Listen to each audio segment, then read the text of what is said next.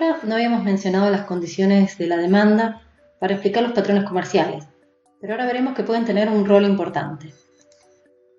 Binder desarrolló en los años 60 una teoría que se conoce como la teoría de las demandas coincidentes. Según este enfoque, las empresas de un país prefieren fabricar los productos para los que hay un mercado nacional grande.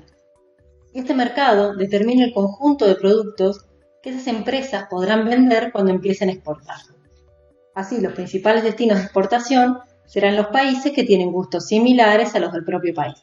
En otras palabras, las exportaciones de un país son una extensión de la producción para el mercado interno. Y como los gustos están muy condicionados por los niveles de ingreso, es posible que los países con similar ingreso per cápita tengan estructuras de demandas coincidentes y comercien entre sí. También puede pasar que por la distribución desigual del ingreso dentro de un país, aún existan segmentos de demandas coincidentes entre países con distinto grado de desarrollo. Por ejemplo, hay personas en Argentina que consumen autos de lujo, tal como hacen muchos consumidores alemanes, y entonces Porsche puede exportar algunos de sus autos a Argentina. Con relación a la evidencia empírica, vemos que esta teoría puede explicar los patrones comerciales que se dan entre países desarrollados, pero no se corrobora para países en desarrollo. ¿Por qué? Porque en general los países desarrollados tienen mucho comercio entre sí, que tienen niveles de ingreso per cápita similar, pero los países en desarrollo tienden a tener más comercio con países desarrollados que con otros países no desarrollados. A diferencia de las economías a escala interna que vimos en la clase anterior, hay otro tipo de economías que no provienen del tamaño de la empresa, sino del tamaño del sector. Por eso que ahí vemos que el costo medio depende de la producción de la industria o sector. Es decir, las empresas de un mismo sector tienen un menor costo medio o menor costo por unidad a medida que crece el tamaño del sector. Por ejemplo, las empresas textiles de Mar del Plata pueden producir a un costo menor a medida que aumenta el sector textil en Mar del Plata. Por eso se llaman economías externas o economías de aglomeración, porque surgen de la aglomeración de empresas de un mismo sector en un espacio geográfico. Estas economías sí son compatibles con una estructura de mercado de competencia perfecta. Ahora les propongo que pongan una pausa en el video y que pensemos por qué una pequeña empresa textil de Mar del Plata puede tener un menor costo por unidad que una similar ubicada en Lobería, por ejemplo. ¿Hay algo en el entorno de Mar del Plata que está especializada en la actividad textil que le dé una ventaja a esa empresa marplatense? La primera fuente de economía externa son los proveedores especializados, porque a medida que crece una industria en una determinada ubicación geográfica, cada vez más se van instalando proveedores de partes, de piezas, como por ejemplo botones o cierres, que minimizan los costos de transporte al estar cerca de sus clientes principales. También esto puede aumentar la calidad de los productos porque las empresas textiles, en este caso, pueden acceder a una mayor variedad y calidad de insumos. Por otro lado, también hablamos del mercado de trabajo especializado. Cuando una industria empieza a ser relativamente importante en una región, se genera un mercado de trabajo de las personas que están trabajando en esta industria que cada vez están más capacitadas, ya sea porque están capacitándose en su puesto de trabajo o porque invierten en su propia educación. Y esto lo pueden hacer sin tanto riesgo porque saben que si salen de alguna empresa, los despiden o eligen irse, rápidamente pueden encontrar trabajo en otra empresa.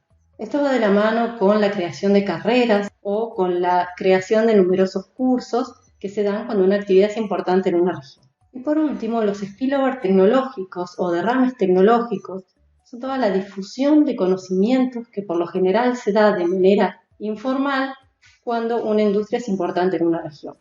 Podemos mencionar, por ejemplo, que los trabajadores se reúnen y que intercambian conocimiento, así como los empresarios, en diferentes reuniones sociales, en reuniones que se hacen en las instituciones, en las cámaras, de manera que cuando una actividad es muy importante en una región, se generan y se difunden de una manera más fácil todos los conocimientos tecnológicos que son necesarios para hacerlo de una manera más eficiente.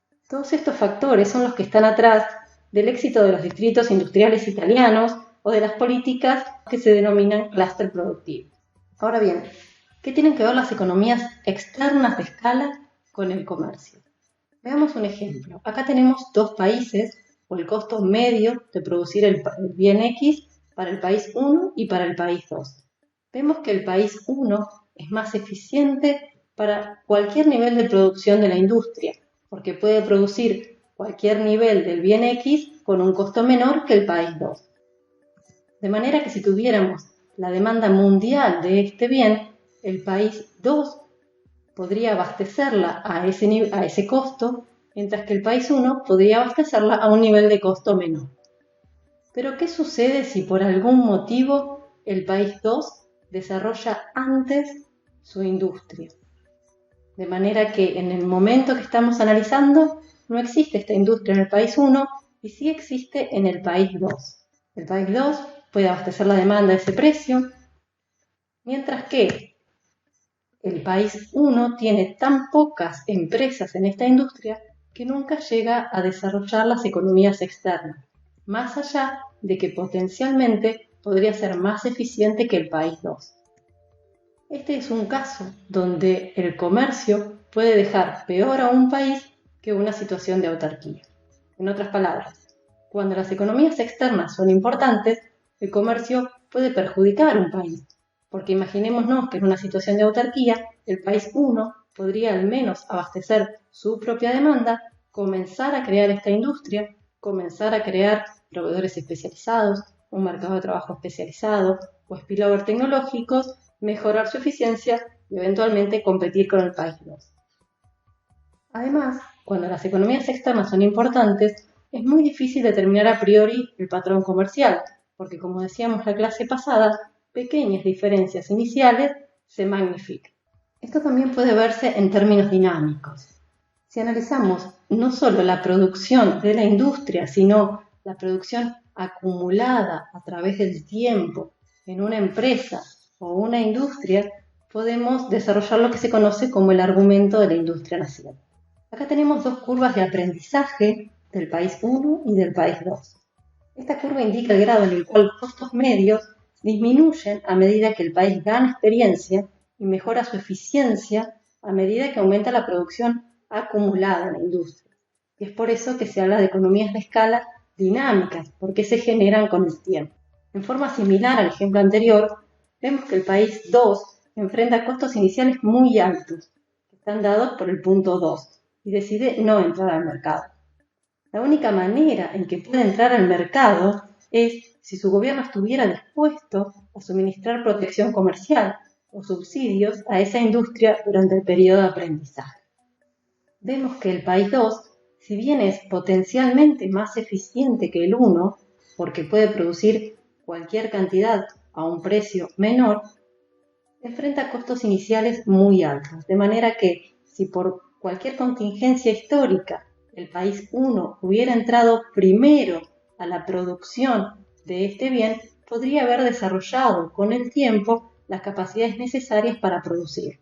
De manera que en la actualidad el país 1, si bien es más ineficiente que el 2, puede producir este bien en el punto 1, que se corresponde con un precio que podríamos proyectar acá sobre el eje de ordenado.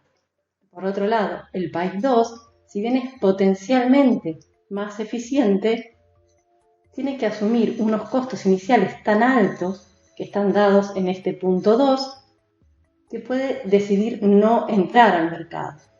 La única manera en que puede entrar al mercado es si su gobierno estuviera dispuesto a suministrar protección comercial o subsidios a esa industria durante el periodo de aprendizaje. Esto es lo que se conoce como el argumento de la industria nacional, que es uno de los argumentos en favor de la protección comercial. Hasta ahora, todas las teorías que vimos tienen un carácter estático, en el sentido de que suponen un estado de la tecnología dado que no cambia. Pero la innovación tecnológica es muy frecuente, ya que se pueden identificar numerosos productos nuevos o mejorados, numerosos procesos nuevos o mejorados, nuevas formas de organizar la actividad productiva, nuevas formas de comercializar, y eso puede afectar la ventaja comparativa. Vamos a ver ahora una teoría que explica los patrones comerciales a partir del cambio tecnológico. Esta es la teoría del ciclo de vida del producto. Este enfoque permite explicar mayormente el comercio en productos manufacturados. De acuerdo a esta teoría, muchos productos pasan por un ciclo comercial predecible. Tenemos entonces 5 etapas. En la etapa 1, el producto manufacturado se presenta en el mercado de origen, es decir, a partir de un descubrimiento tecnológico, tenemos un país que introduce un nuevo producto. Este producto está sujeto a una gran incertidumbre tecnológica porque todavía no se conoce con certeza cómo se va a comportar su producción a gran escala, cómo lo va a adoptar el consumidor. Entonces, el fabricante va a querer operar cerca del mercado local para saber exactamente cómo se comporta ese bien y cómo abastecer mejor las necesidades de los consumidores. En el gráfico vemos que en esta etapa ni se exporta ni se importa. Durante la etapa 2, el fabricante comienza a exportar su producto a mercados extranjeros que tienen gustos y niveles de ingresos similares. En la etapa 3 vemos que a medida que el producto madura y su precio cae, este se puede producir a gran escala. En este punto no es tan necesario una mano de obra muy calificada, sino básicamente la existencia de bajos salarios. Aquí es probable que la producción se mueva hacia países que tengan una dotación de recursos que sea relativamente grande en trabajo de bajo salario. Una posibilidad es que las empresas productoras originales establezcan filiales en este tipo de país. Es posible que con el paso del tiempo la tecnología para producir este bien se difunda al resto de los países y entonces los beneficios que tiene un país innovador lo va a disfrutar por poco tiempo, ya que va a competir muy rápidamente con los productores de otro país que pueden producirlo a costos menores. Y así, la nación innovadora inicialmente va perdiendo su ventaja comparativa y va dejando de exportar este producto para finalmente comenzar a importarlo en la última etapa. En esta etapa, el proceso productivo es tan estandarizado que prácticamente cualquier país puede producirlo. Las ganancias del comercio, entonces, para un país dependen de la tasa de innovación y de la tasa de difusión de esa tecnología a otros países. Como decíamos, con excepción de la teoría del ciclo de vida del producto, la mayor parte de los modelos tienen un carácter estático, es decir, no tienen en cuenta que los recursos se pueden crear, desarrollar o importar. En particular, la teoría de Heck-Cherolin, que se basa en la dotación de factores, en ningún momento analiza cómo es que un país llegó a ser capital abundante y otro trabajo abundante. Es por eso que cobra importancia el concepto de ventaja comparativa dinámica, es decir, la idea de que es posible crear una ventaja comparativa en una industria a través de la movilización de trabajo especializado, tecnología y capital. ¿Y cómo se puede crear esta ventaja comparativa dinámica?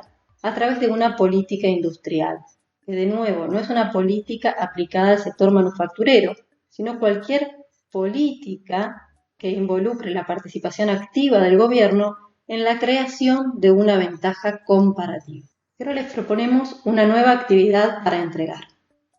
A partir de la lectura de lo que resta del capítulo 3 y del capítulo 7 del libro, tienen que responder cuáles son los instrumentos que tiene un gobierno para crear una ventaja comparativa, cuáles podrían ser los beneficios para un país de desarrollar una política industrial, qué crítica se le puede hacer a la creación de ventajas comparativas mediante una política industrial, y si ustedes estarían a favor o en contra de políticas industriales en Argentina. Y más interesante que eso, ¿qué características consideran que deberían tener estas políticas para minimizar los factores negativos y potenciar los positivos?